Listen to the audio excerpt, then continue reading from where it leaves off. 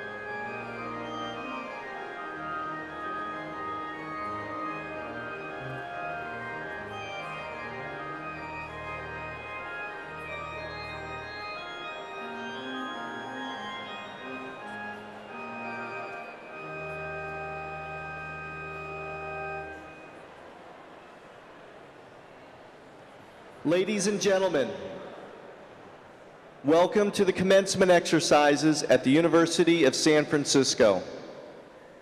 The ceremony is about to begin, and we ask your help to make it enjoyable for everyone. Please respect the structure and function of this beautiful house of worship, and do not stand on the pews or sit on the altars or the altar railings at the side of the church. Live video viewing is provided in the Pedro Rupe room and in Cowell Hall, room 106 and 107 to increase your viewing options. Please turn off all audible ringers on cell phones so that friends and family members may hear the ceremony. When the ceremony is over, please exit through the doors at the rear of the church. And now, please rise.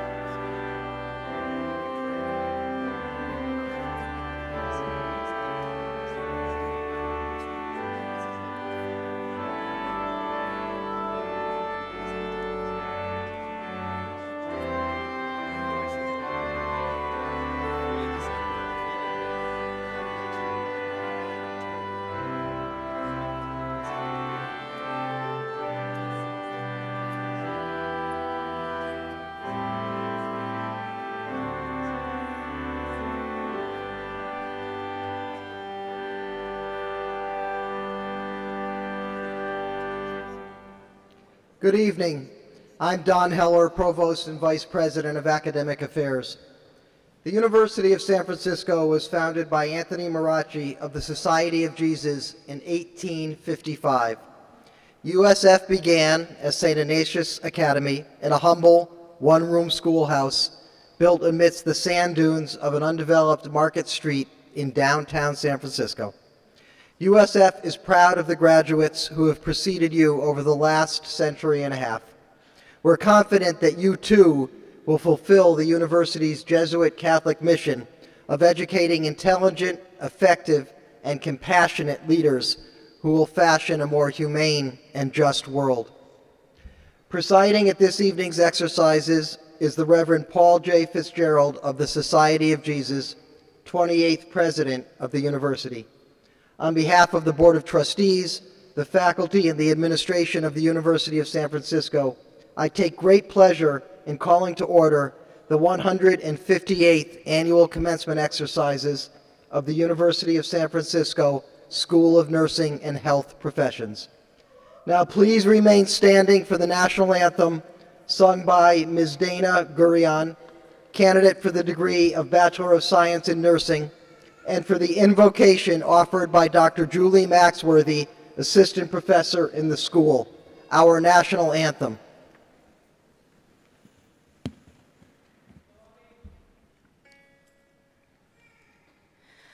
Oh, say, can you see by the dawn's early light what so proudly we hailed at the twilight's last gleaming, whose broad stripes and bright stars through the perilous fight o'er the ramparts we watched were so gallantly streaming, and the rockets' red glare, the bombs bursting in air, gave proof through the night that our flag was still there. Oh, say, does that star-spangled banner yet wave o'er the land of the free and the home of the brave?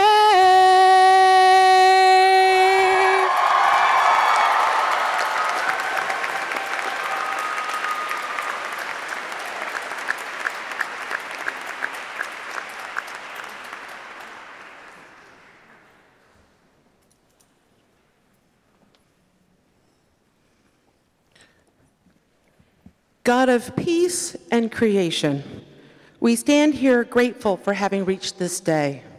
We are grateful for those who have helped draw out of these graduates their potential.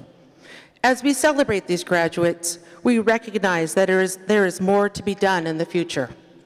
May they continue working to move our world towards its potential.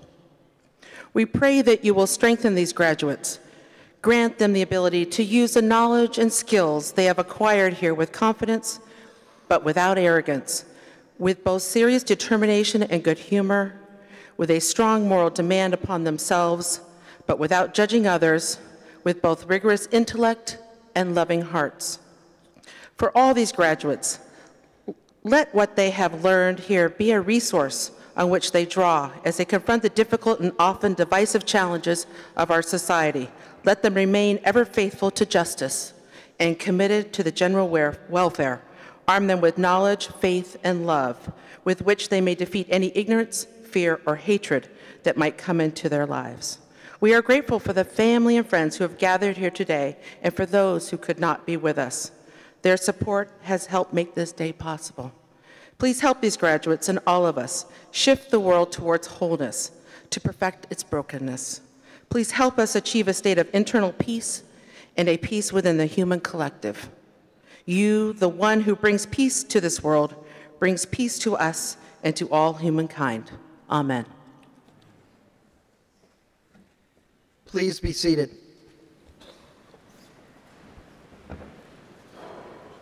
Trustee Greg Blaine will formally open the ceremony. Trustee Blaine.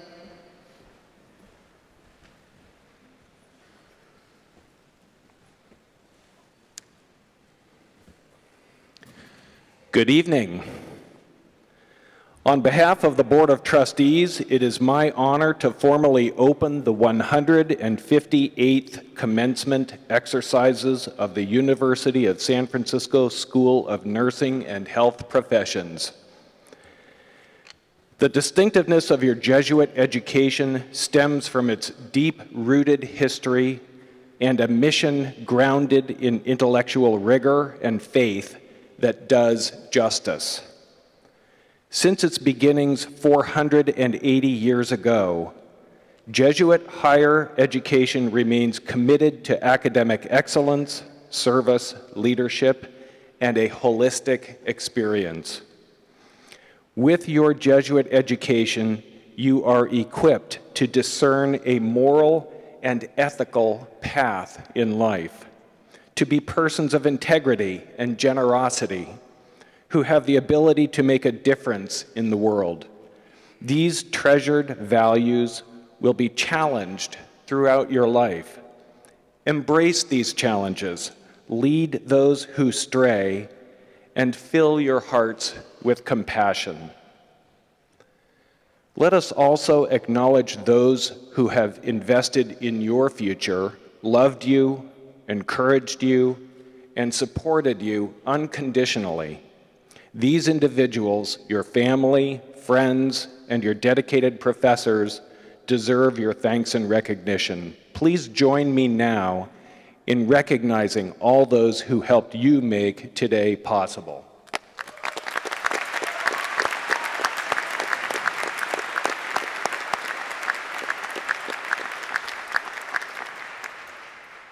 Today, you join the ranks of many millions of alumni of Jesuit universities around the world.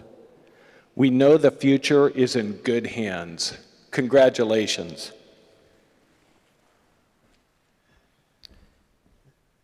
Thank you, Trustee Blaine. I am now pleased to introduce Ms. Hannah Ruth Billick, candidate for the degree of Bachelor of Science in Nursing, who is representing the class of 2017 as its speaker tonight. Ms. Billick.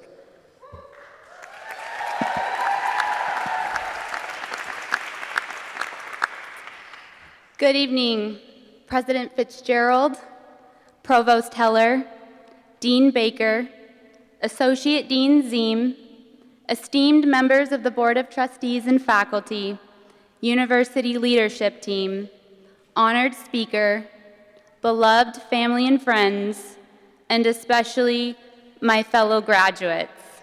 Welcome. I am honored to be speaking tonight on behalf of the graduating class of 2017.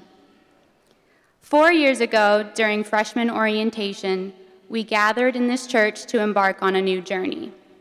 We shared the same goal: to do what nobody else will do in a way that nobody else can, by becoming a nurse. Many of us excited, some timid about what the future would hold, and others coming to the realization of what 4 years of nursing school would entail. I, rumbling through those same emotions, remember sitting in the crowd, looking up at the stage, and reading 5 simple yet rousing words: change the world from here. When we began college, our goal was simple: to pursue a career and earn a coveted degree. I thought that was our purpose for being here. Not to do what is widely considered impossible: change the world. I had no idea how we as individuals, among millions of others, were going to incite such a change, or how to honor this staple of our university. We just came to school to be a nurse, right? Well, yes and no. Our time here has helped me understand how we can do both. We do not need magic in the world to change the world. We carry all the power we need inside ourselves already. J.K. Rowling. These past 4 years have gracefully exposed this ability in each of us, and we will leave this institution confident in this mindset. Our education has encompassed more than a degree and represents more than the knowledge imparted on us through lectures. The guidance and support of our devoted professors and faculty have led us to step outside our comfort zones, ask questions others are often afraid to, and surpass our perceived limits, exploring the furthest frontiers of our capabilities. We have not only been taught the knowledge and skills to succeed as healthcare professionals, but more importantly, to be better, more compassionate human beings with a sense of purpose and commitment toward helping others.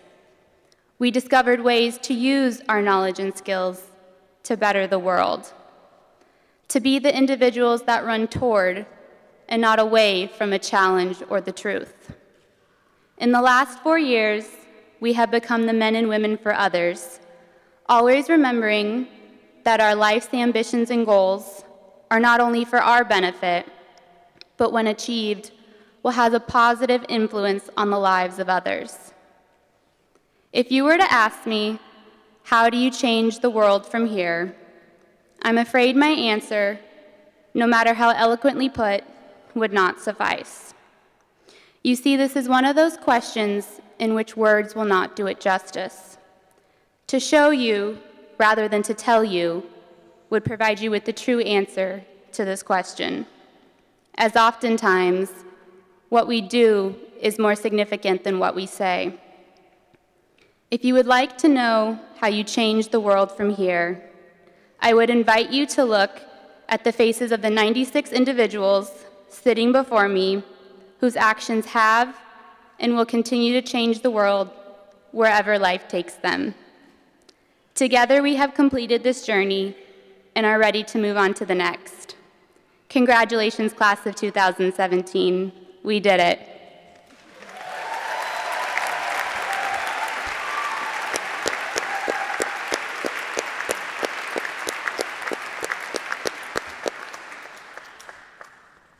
Thank you, Ms. Billick.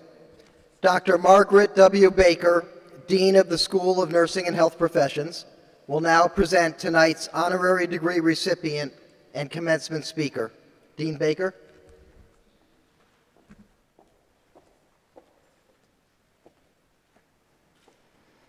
It is my pleasure to present our honorary degree recipient and today's commencement speaker. Will the Reverend John D. Fuller of the Society of Jesus please rise? Father President, on behalf of the Board of Trustees, it is my privilege to present the degree of Doctor of Humane Letters, honoris causa, to the Reverend John D. Fuller of the Society of Jesus.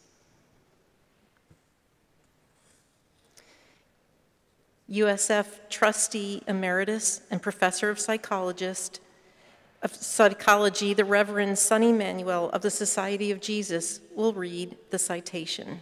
Father Manuel.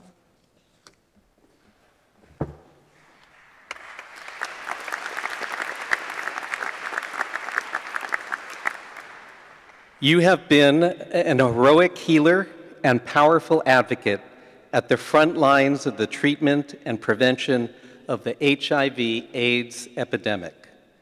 Compelled by St. Ignatius's example to do more, you have brought medical expertise and merciful care to the bodies and souls of countless patients infected with the HIV virus. For more than 3 decades, as a Jesuit and attending physician at the Center for Infectious Diseases and clinical professor at the Boston University School of Medicine, you have worked tirelessly to strengthen the health delivery system for those with HIV/AIDS. Against the backdrop of the tremendous demands on your time, as an active trustee, you provided wise counsel to this university for nearly a decade. You use the practice of medicine as a public platform for social justice. You inspire physicians and public health providers to ask about their patients' practical, emotional, and spiritual needs. You are the founding president of the National Catholic AIDS Network and a member of the International Working Group on HIV/AIDS of Caritas International in Rome. Your extraordinary on-the-ground ministry to those living with HIV/AIDS has positioned you to hear clearly the desperate voices of patients asking for life-saving therapies at affordable prices. And so you have worked to reshape healthcare policy to address those needs and have been a leading voice of reason for the Catholic Church and Christian communities struggling with their responses to the HIV/AIDS pandemic.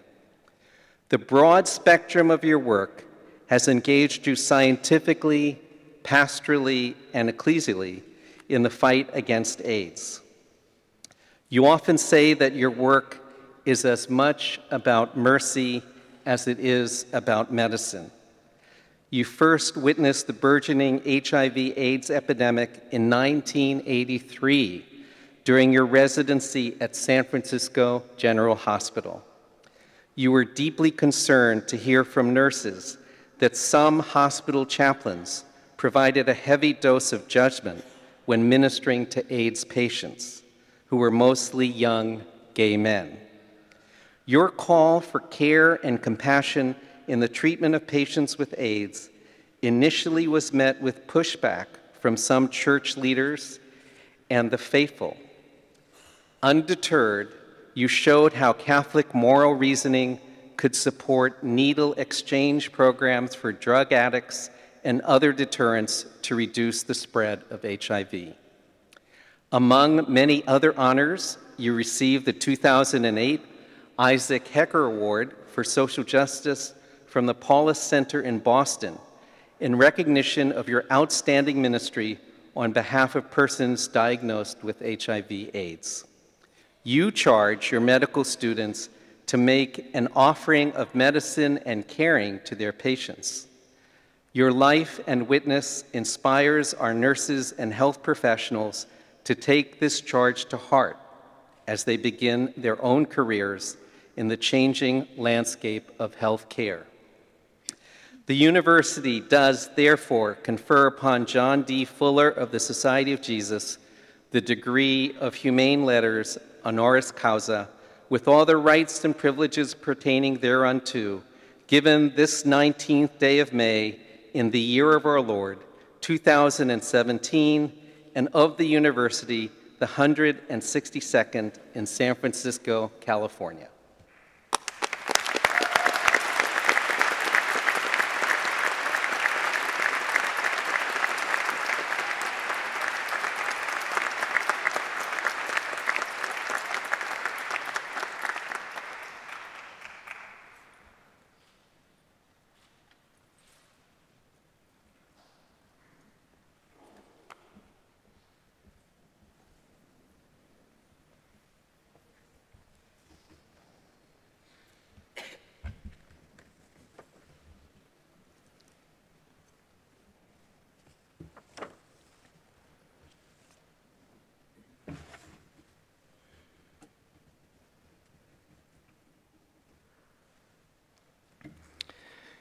Members of the Board of Trustees, President Fitzgerald, Chancellor Prevet, Provost Heller, Dean Baker, faculty and staff of the university, and families, friends, and graduates of the USF School of Nursing and Health Sciences, a warm good evening. Please allow me to begin by congratulating this evening's graduates on the completion of many years of coursework and clinical rotations in pursuit of your academic goals. You have worked very hard and sacrificed a great deal to get to this point in your lives, and you should be rightfully proud of your academic achievements. But I'd like to suggest that your graduation today is very different from the other graduations that are taking place at USF this weekend. That is because tonight you not only don a cap and gown in recognition of your scholarly success, you also cross a threshold into the life of wearing the garment of a healthcare provider. You now also bear the wonderful and awesome burden of representing health and healing to your patients, who will grant you power and authority that has nothing to do with you personally, but which represents a projection onto you and onto your healing role, the power of a pre-existing category in the human psyche that represents all the hopes for healing and integrity that are at the center of every human heart. I believe this is because we as healthcare providers represent what Swiss psychoanalyst Carl Jung helped us to understand as an archetype, a pre-existing, hardwired category in the human psyche to which we all have innate potentials for relationship. Jung felt that our spirits naturally react to such archetypes as children, parents, and grandparents. These are representatives of categories for which we have instinctive provisions, for whom we have preordained tendencies for affection and trust. Although Jung did not name the healing persona among his classic archetypes, my own experience has suggested that when we encounter someone in the course of our work as a member of a healthcare team, that person is also tapping into a pre-existing channel to which they have already accorded great respect and trust, far out of proportion to any personal experience we have had with them. As I've been reflecting on what seems to be the principal characteristic of this privileged channel, this archetype, I've come to the conclusion that the most fundamental way we are perceived by our patients is that they trust us as their guardians. They presume, and hopefully also perceive in real life, that we have an absolute interest in their well-being, that we would never endanger them, and that we want to protect them from any threat that stands in the way of their health and integrity. With these thoughts in mind, I'd like to recount a story from my time as a family medicine resident at San Francisco General Hospital, and about the desire of nurses there to be the guardians of their patients' well-being in ways that eventually spread far beyond the confines of the hospital. When I arrived at the General in June of 1983, after graduating from medical school at UC San Diego, I had heard AIDS mentioned only once, and not by that name.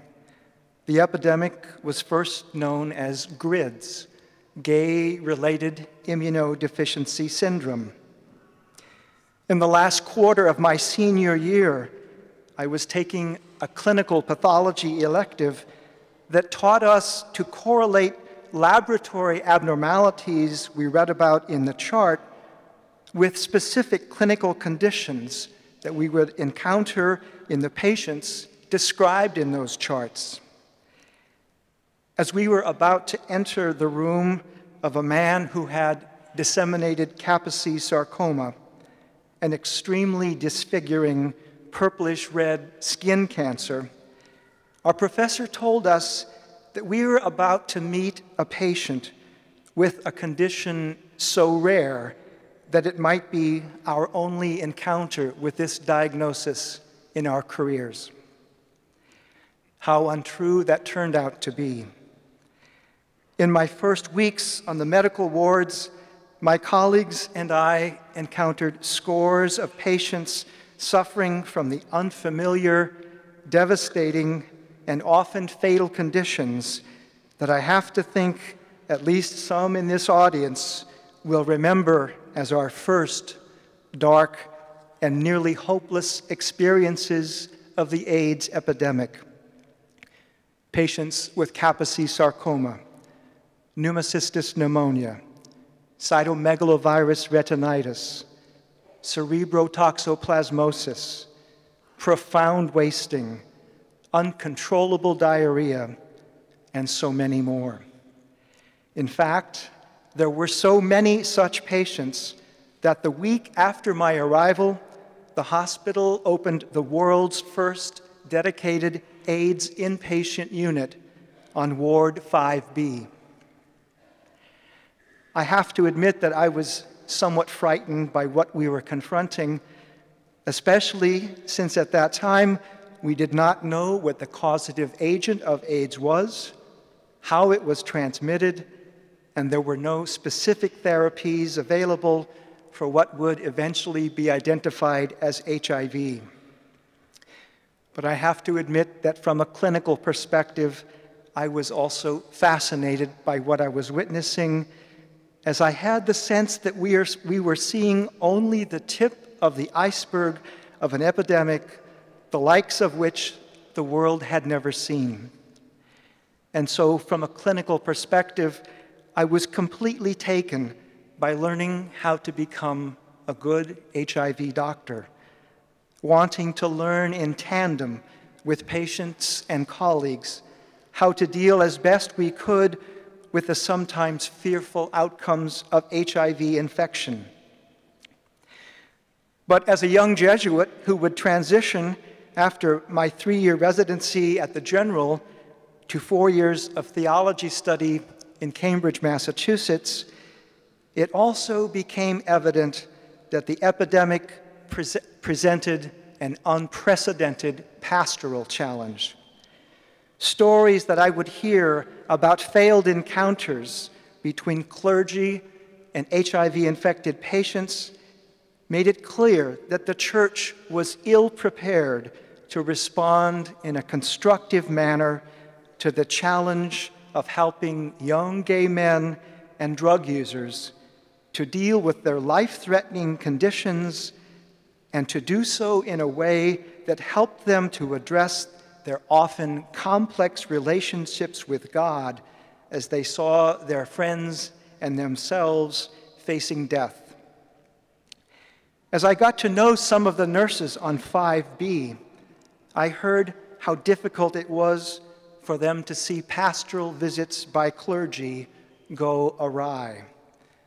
They painfully described how visits from some Catholic priests who understood their pastoral visit only as an opportunity to reemphasize moral teaching on homosexuality or drug use sometimes left these young men in tears. I don't fault the priests whose instinct at that time was only to reiterate Catholic teaching. That was the framework in which they had been trained. The nurses knew that I wasn't ordained yet and therefore couldn't provide the pastoral care that was being sought. But I think that these nurses, in what we might call their preconscious role as guardians, instinctively felt that it doesn't have to be like this. And they asked me if there weren't other pastoral resources available.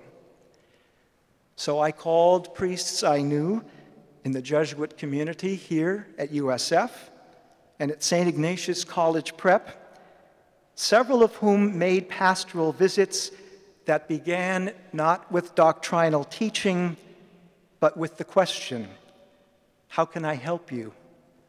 What do you need? There is a great story that relates to this approach, which is found in the 10th chapter of Mark's Gospel, about Jesus encountering a blind beggar named Bartimaeus. He kept shouting for Jesus to have pity on him as he was passing by, and eventually Jesus did make his way over to the man. But even though he knew of Bartimaeus' infamous blindness, he did not presume to know what help the man sought. Jesus asked, "What do you want me to do for you?"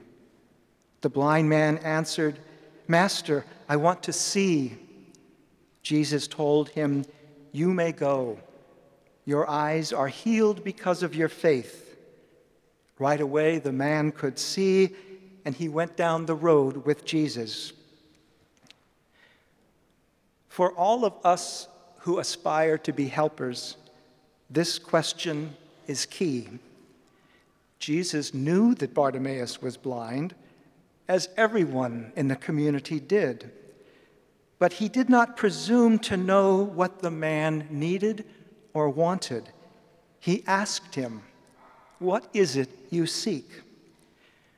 We must never forget that this question should also be our starting point as well, as it can be so easy with our competencies and technology and knowledge of a case from having reviewed medical records to enter into a situation with a presumption that we know what is needed. We need humility to ask this question. We need to let the agenda be guided not by our aspirations and hopes, but to ground ourselves in what it is that patients are asking from us. So the nurses on 5B, none of whom was likely to have been trained in pastoral care, knew from their instincts as guardians that it shouldn't have to be like this, and they were right.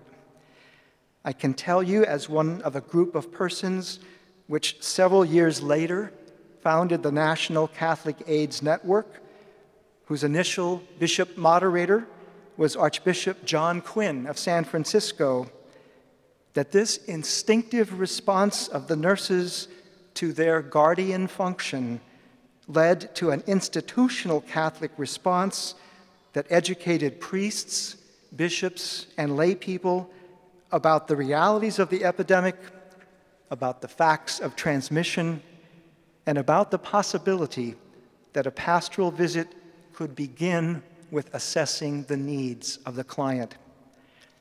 It led to greater familiarity with the lives of gay men, which then allowed the possibility of gently exploring their spiritual needs, and if desired, to help them heal what many had experienced as a fractured relationship with God.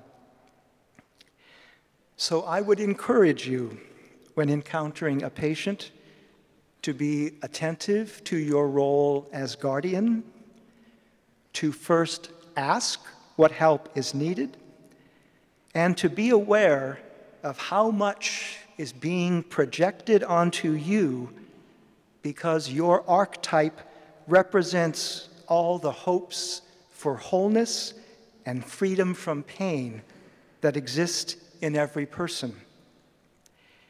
Even if you feel that you are only playing a minor role in someone's care, be assured that as a member of the healthcare team, whether you're taking a blood pressure, administering a medication, taking an X-ray, or doing an EKG, you are given access to that patient's hopes and fears far beyond what you might expect given the time that you have known that individual.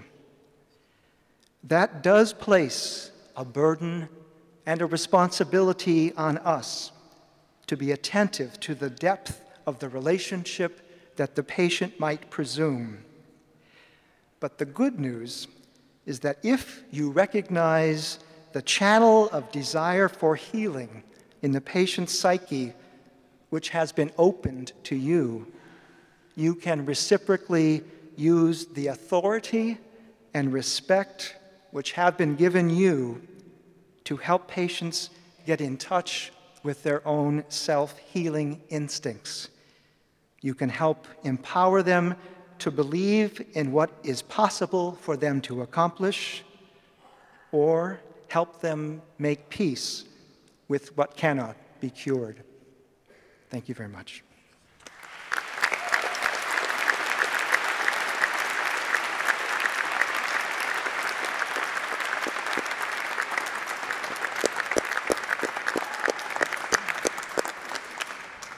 Thank you very much, Father Fuller, for sharing with us your very moving story. It's time now to proceed to the business at hand and the reason we are all here today, the awarding of your academic degrees. As we do, I have a favor to ask of you.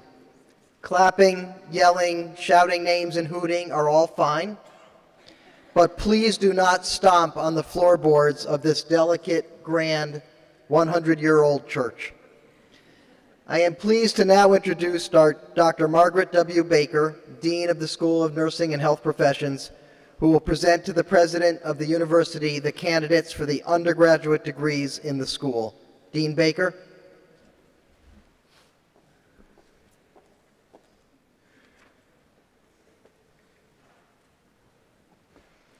The candidates for the degree of Bachelor of Science in Nursing in the School of Nursing and Health Professions will please rise and remain standing.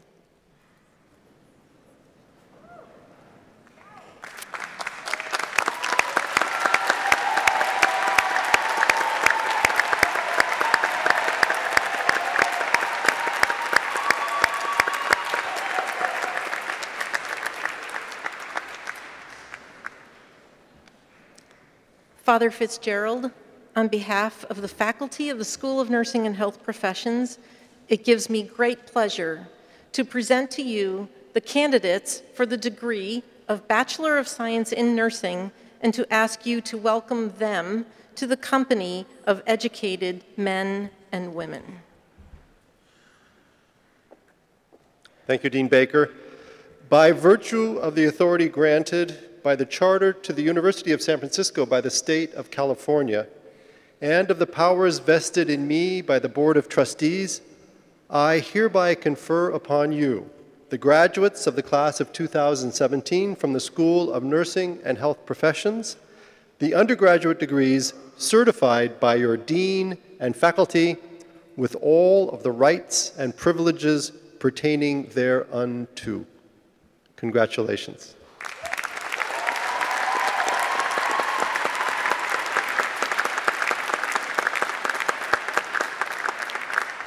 Will the graduates please be seated until directed forward by the university marshals? Father Fitzgerald has conferred your degree, so it is now time for you to move your tassel from the right to the left side of your mortarboard. Dr. Scott Ziem, Associate Dean for Pre-Licensure Programs and Accreditation in the school, will announce the names of the graduates. Dean Ziem.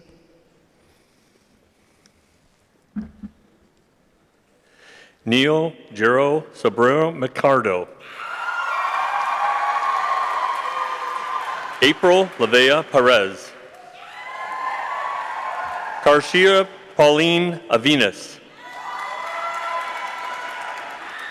Mariana Valentin Perazzo. Hannah Ruth Billick.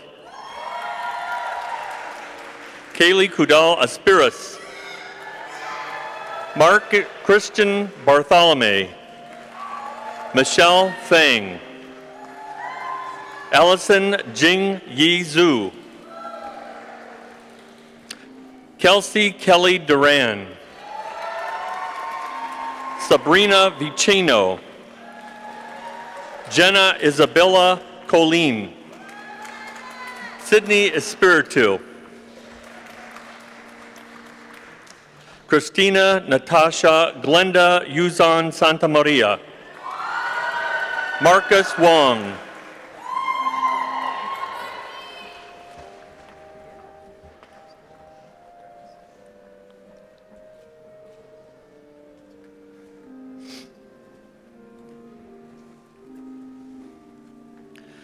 Natalie Kristen Tellis. Andre Melissa Uribe. Natalie Nok Han Ho. Elma Claire Sweeney. Amanda Cooper Alfaro. Victoria Ann Belchenko. Maya Ku Kryling. Andrew Epi Martinez Mendoza. Jennifer Alice Portilla. Amanda Elizabeth Twisen. Kathleen Navarro Tubera. Nigel Thomas Lemos Donovan. Kylie Corina Burton Holm. Alyssa Haley Carino Francisco. Daisy Della Torre. Melody Tai. Kim Hong Lam. Du Young Jung. Aaron Tung Lau. Edith Kathy Nulale. Michelle Kim. Ariana Katrina Hunter. Tyla May Hasselbach. Gabriela Carcico. Katie Ann Kelly. Patrick William Romero. Thomas Edward Pearson III. Stefan Craig Zumbergal. Aaron Majid. Tony Landerve Day. Alicia Renee Tyler. Colin Spencer Leahy. Derek Ethan Etabari. Janelle Fentana Westcott. Brandy Sudarvad Dry. Sherwell Grace Gutierrez. Alyssa Marie Rose Farrell. Laura Elizabeth Hirinko. Mary Rose Strawn. Vivian Gao. Andrea Marie Moscatelli. Kendall Marina Panelli. Candace Jasmine Soon. Taryn Satuyo Achong. Tui Tran. Alyssa Kaman Wu. Sydney K. Clark. Avery Mansu Hope. Jennifer Laura Mahen. Amy Choi. Second Lieutenant Elizabeth Francisco. Eliza Gonzani. Nicholas Lyon Butler. Yuvian Tran. Horley Haran Sanchez. Chanel Ponce Gali. Kathy Nguyen. Annabelle Francesca Luna. Roger Antonio Correa. Joseph Christian Tomkin Gutierrard. Julia Marie Gallo. Alice Sujin Park. Christian Michelle Takamura. Renee Surier Lamb. Lizelle Alexis Picardo Lucas. Kelly Rose Redmond. Melissa Ruth May. Kelsey Marie Wagner. Janine Grace Lorenzo Agag.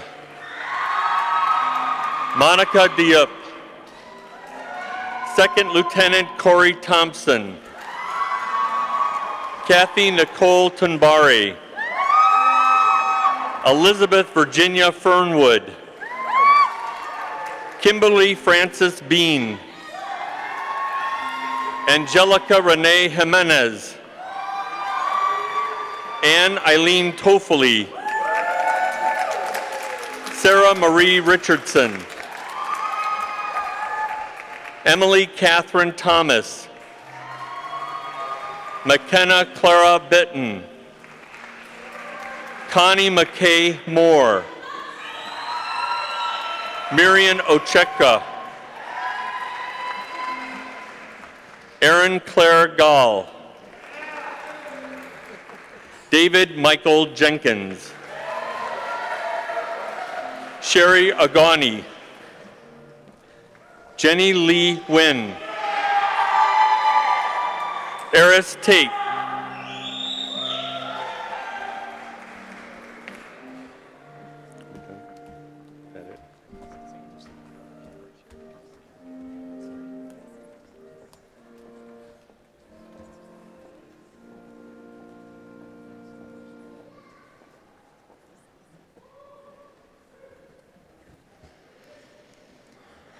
The candidates for master's degrees in the School of Nursing and Health Professions will please rise and remain standing.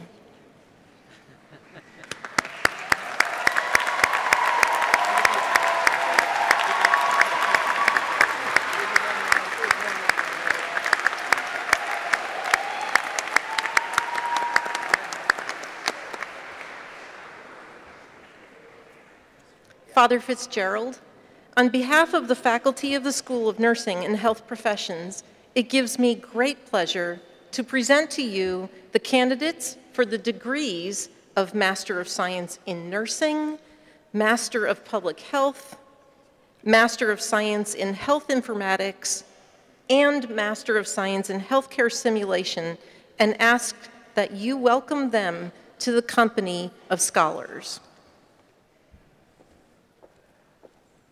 By virtue of the authority granted by the Charter to the University of San Francisco by the State of California, and of the powers vested in me by the Board of Trustees, I hereby confer upon you, the graduates of the class of 2017, from the School of Nursing and Health Professions, the master's degrees certified by your dean and faculty with all of the rights and privileges pertaining thereunto. Congratulations.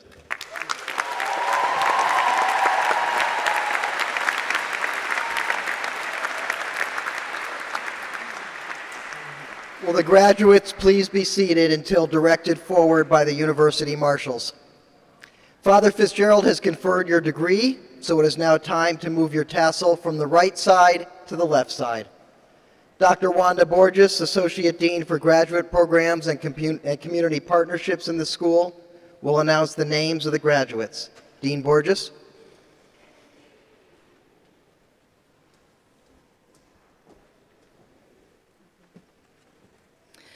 Marivik Zubiki Perazli. Marisol Isabel Guadalupe Montanez. Loic Chappelle.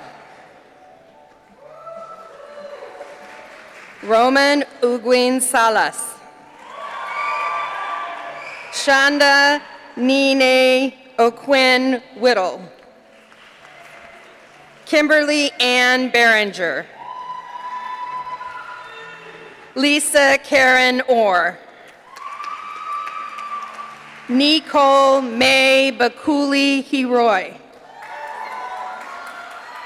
Hafsa Badar. Mudina Burak.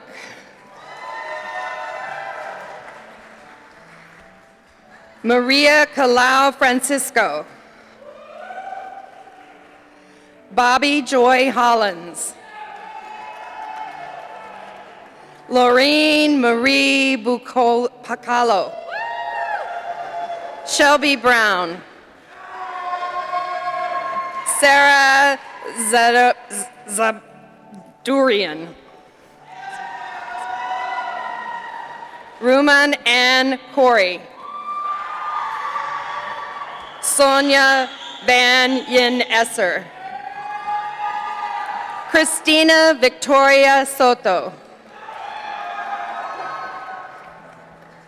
Rio Jane Francesca Jones.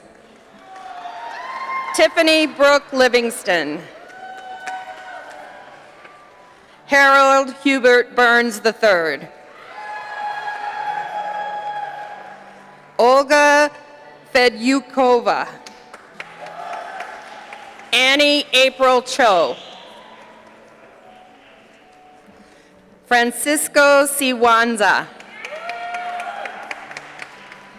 Jose Andres Vega. Marlene Mateo. Lorna Yee. Yvette Malgoza.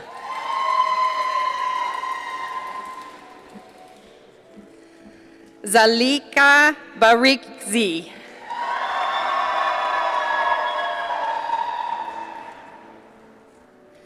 Samira Timuri. Annie Tetebosyan. Shannon M. Muramoto. Susan Elizabeth Shearling. Stephen Glasser Finet. Laura Vilhauer. Jamila Ahmad. Julie Marie Kesterson. Lon Tran. Maria del Carmen Torres Hernandez. Tiffany Sharon Wong. Anna Veranos Constantine. Sandy Malouf.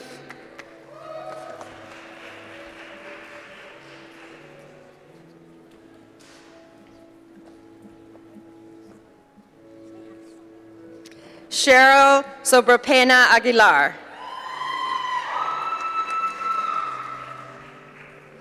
Miguel Angel Ibarra. Sonal Sonika Chand. Sepida Banava. Amarpret Ladhar. Quinn Huwin. Karen K. Carrig. Laura Suzanne Maples. Lauren Elizabeth Winters. Rochelle McAlpin. John M. Gaudet. Janice Arlene Winfrey. Karen Elizabeth Sondeno. Upinder Gill. Lucia Maria Ruiz. Lauren Taylor Hyatt. Jordan Ellen Arnold. Michaela Payne. Sandra Elizabeth Luna Martinez. Daniela Vargas. Jacqueline Victoria Brown. Garike Tiagi. Shraddha Lanka. Shi Yin Chin. Rashmi Podell.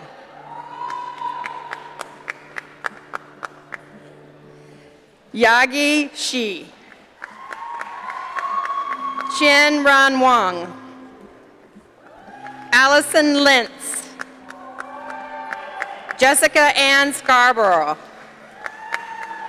Jessica M. Lawrence. Lori K. Douglas.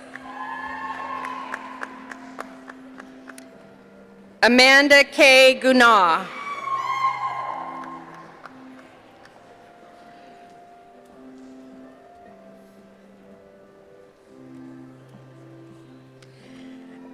Adelaine Punzalan Carino.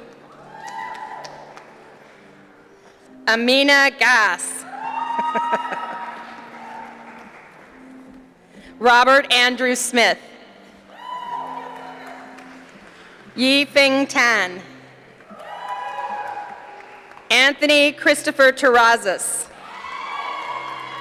Melissa Annalita Wethington. Johanna Marie Potter.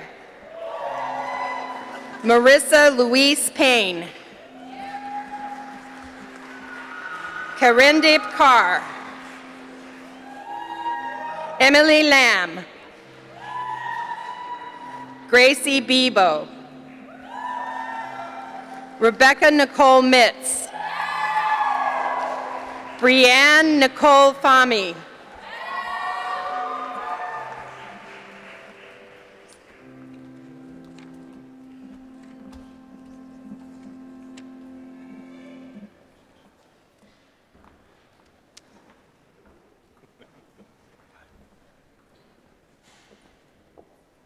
Dean Baker will now present the candidates for the Doctor of Nursing Practice degree in the School of Nursing and Health Professions. Dean Baker. The candidates for the Doctor of Nursing degree will please rise and remain standing.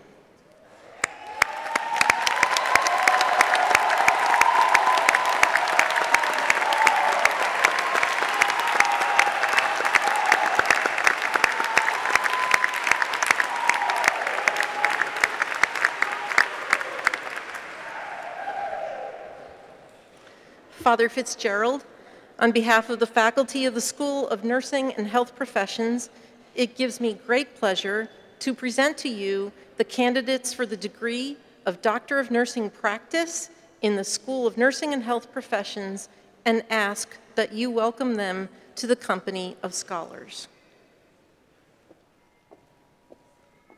By virtue of the authority granted by the Charter to the University of San Francisco from the State of California, and of the powers vested in me by the Board of Trustees, I hereby confer upon you, the graduates of the class of 2017 from the School of Nursing and Health Professions, the doctoral degrees certified by your dean and faculty with all of the rights and privileges pertaining thereunto. Congratulations.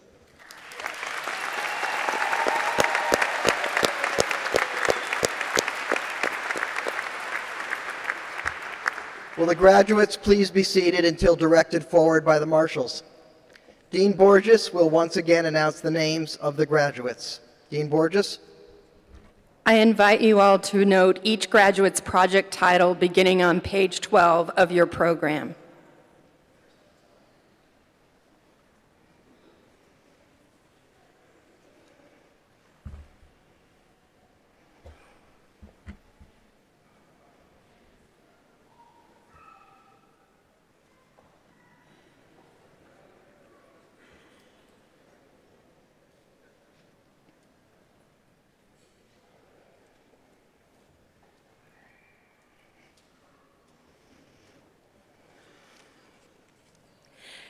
Kathleen Sue Quintus.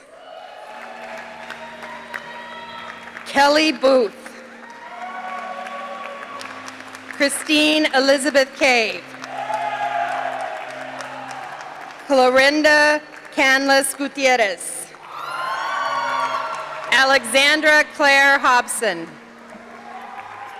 Season Lane Kahn.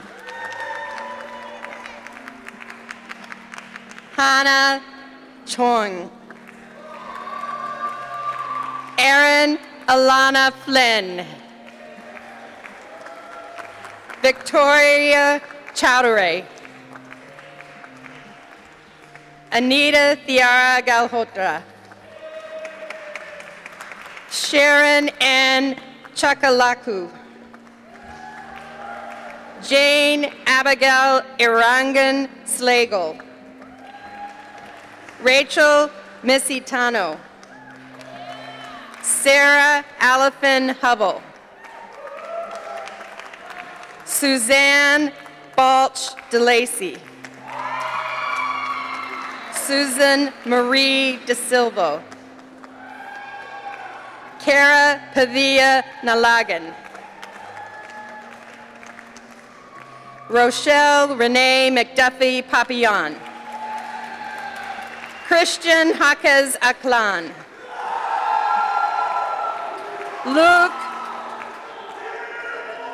Luke Robert Kriesman.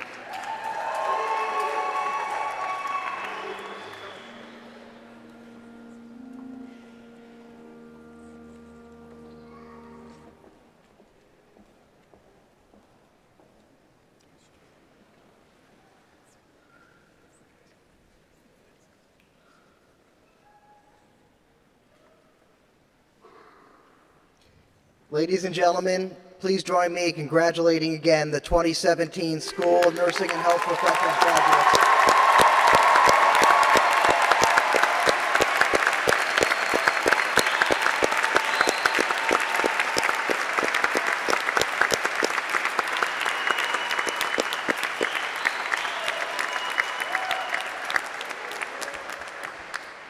There is a group of people who have been instrumental in the academic success of these graduates.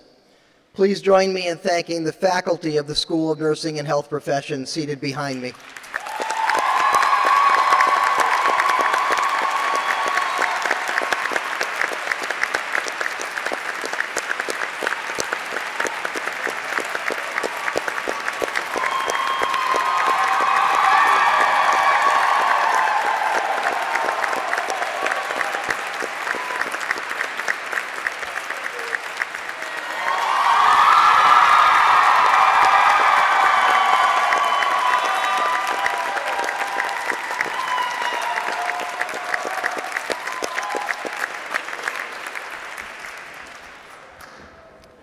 To conclude these exercises, I am honored and pleased to present once again the President of the University, the Reverend Paul J. Fitzgerald of the Society of Jesus. Father Fitzgerald.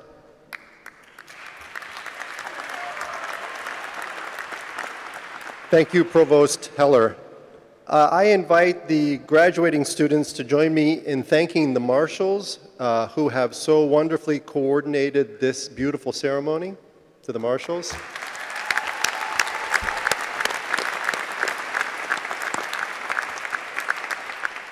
And perhaps most importantly, those unseen but much appreciated workers on facilities and custodial who turn this church over again and again today to make it such a beautiful place for your celebration.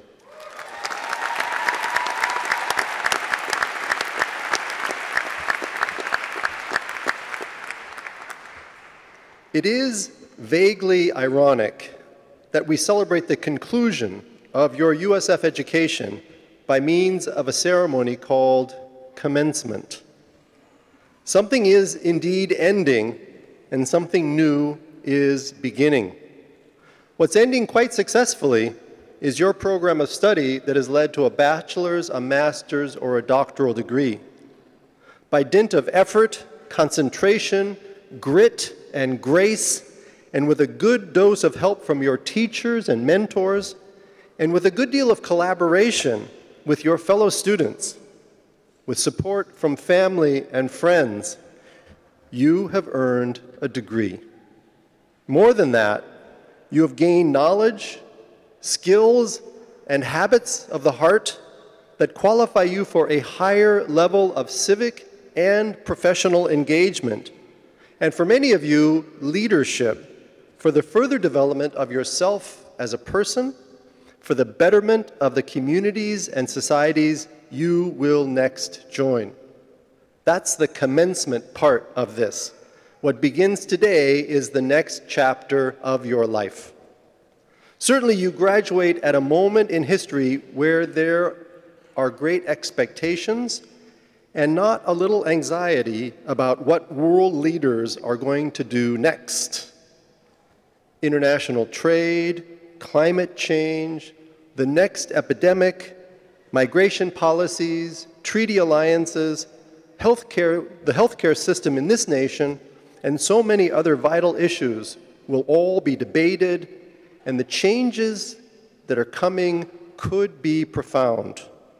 In the face of all this uncertainty, you possess three deeply embedded virtues, embedded in your heart, which were certainly strengthened during your years here at USF, and which will help you navigate the troubled waters: faith, hope, and love.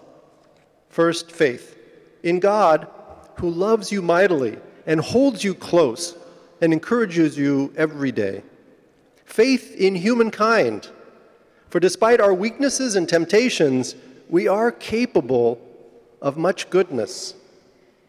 It is your responsibility to recognize, defend, and call forth the goodness in the heart of every person with whom you will live and work. Faith in yourself, in your ability to know and do what is right and just. In many ways, faith can see further than her necessary sister, reason. As Blaise Pascal said, "Le cœur a ses raisons que la raison ne connaît point."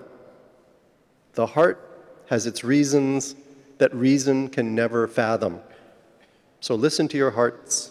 Faith is a species of courage. It comes from the heart, from the core of our being, and it gives us the audacity and the power to act in the world as we believe we should, creating and sustaining, healing and binding, protecting and promoting all that is good and human and true. Second, hope. Hope is the holy desire to gain some great good that we do not yet possess, yet which we ardently desire. Hope spurs us to attain a level of excellence that is neither completely outside our grasp nor easily within reach. Hope is the virtue of trusting that your dreams may come true if you work very hard, and we know you're capable of hard work. And if you are helped along the way, and we know you are really good at helping each other, helped by friends and colleagues and even strangers. Hope invites us to clarify our desires, to sort through all of the wants, to take the time to identify our deepest desires, our holy desires, and then ask God to help us to fulfill them. St. Ignatius believed that our deepest desires are God's desires for us. So hope boldly, hope wisely, hope generously, hope for the good of others as much as you hope for your own good. Finally, love. On this day, I hope that you're feeling a lot of love pouring down on top of you from family, from friends, from spouses. Soak it in. Be an emotional sponge, totally present to this moment. Take a mental picture right now of this scene, of your heart overflowing, of the tears of joy welling up. There are few days in a lifetime like this one, so remember it. There will be difficult days ahead when you will need to recall, pull this memory back up to give you the strength to get through a tough day. Know in the future what you know now, that you are loved, that you are chosen, that you are called, and that you are capable of giving. The ancient Greeks were very wise and very profound, and being philosophical in nature, they made distinctions and found shades of meaning. Where we have this one word love, they had three words for love: eros, philia, and agape. Eros is that passionate love between two persons who so share themselves with each other that the two become one. I know many of you have spouses, partners here with you celebrating. Others may have met someone here along the way, and you may be standing in front of this altar a few weeks or months or years from now. Isn't that beautiful? Philia is the love of friends. This is the affection you have for the people you like and the friends with whom you enjoy spending time. And many of the friendships that you formed here at USF these past years will last a lifetime, and they will be part of the texture and flavor of your life from here on out. Finally, agape, the love we have for people we don't like or people we don't know. This sort of love is not a feeling, it's a decision. We choose to be charitable to the people who are down on their luck. We choose to love our patients. We choose to be kind to strangers. We choose to be hospitable to the widow, the orphan, the foreigner sojourning among us, documented or not, as all of the prophets of ancient Israel called us to do. We, your faculty and mentors and friends, we are very proud, truly proud, of what you have accomplished here. And we salute you on your commencement day. Make us prouder still by what you will accomplish next, how you will change the world by the quality of the life you lead from here.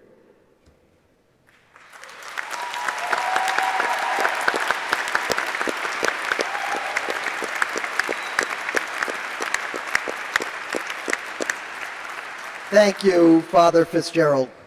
Would you all please rise? Dr. Susan Martel, assistant professor in the school, will offer the benediction. Professor Martel. As these graduates leave tonight, we pray that they will use their education to further the values of compassion and justice. We ask for this knowing it won't be easy, not in these uncertain times. We pray that these students will respond to suffering, speak with courage, and act with conviction, that they will hold on to hope and inspire hope in others. And for all of this, we ask that they be given strength, strength that is rooted in love, solidarity, and commitment to the common good.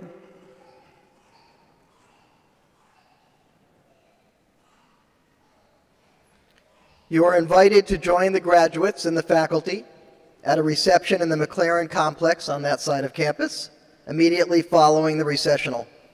Now please remain standing in place until all members of the graduating class have left the church. This concludes the School of Nursing and Health Professions ceremonies for the 158th Annual Commencement Exercises. Congratulations.